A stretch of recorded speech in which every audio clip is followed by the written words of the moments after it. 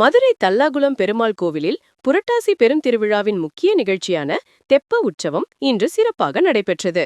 பக்தர்கள் ஏராளமானோர் விழாவில் பங்கேற்று கோவிந்தா கோஷம் முழங்கிட சுவாமி தரிசனம் செய்தனர். மதுரை மாவட்டம் அழகர் கோவிலின் உபகோவிலான மதுரை தல்லாகுளம் பிரசன்ன வெங்கடா சலபதி பெருமாள் திருக்கோவிலில் நடைபெறும் திருவிழாக்களில் மிக பிரசித்தி பெற்றது புரட்டாசி பெருந்திருவிழா. கடந்த 24ஆம் தேதி கொடியேற்றத்துடன் துவங்கியதை அடுத்து பெருமாள் பல்வேறு வாகனங்களில் எழுந்தருளியும் கிருஷ்ணா அவதாரம், இராமாவதாரம், கஜேந்திர மோக்ஷம், ராஜாங்க சேவை போன்ற அவதாரங்களில் காட்சியளித்தும் பக்தர்களுக்கு அருள்பாலித்தார். இந்நிலையில் திருவிழாவின் முக்கிய நிகழ்ச்சியான தெப்ப உற்சவம் இன்று நடைபெற்றது. இதையொட்டி முன்னதாக கோவிலில் வங்கடாச்சலபதி மற்றும் ஸ்ரீதேவி பூதேவி தாயாருக்கு சிறப்பு பூஜைகள் நடத்தப்பட்டதைத் தொடர்ந்து தனது பரிவாரங்களுடன் மங்கள் வாத்தியங்கள் முழங்கிட ஊர்வலமாக தெப்பம் வந்தடைந்தார்.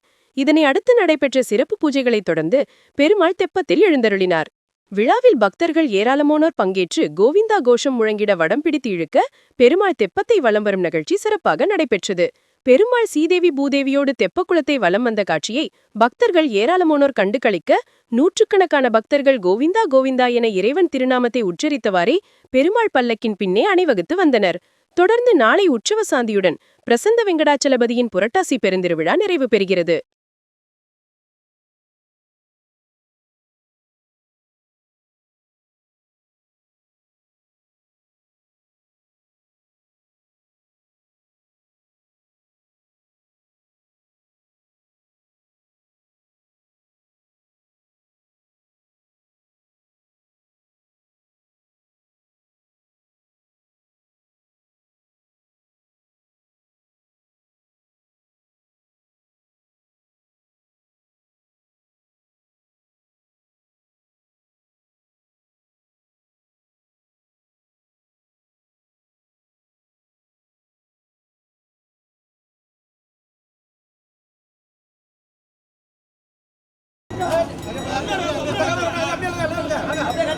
அப்படியே